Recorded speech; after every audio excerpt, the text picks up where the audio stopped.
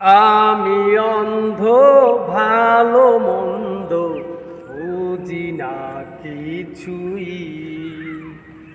ঘোর পাকে মন বিপাকে ঘুরেছে দ্বিধায়।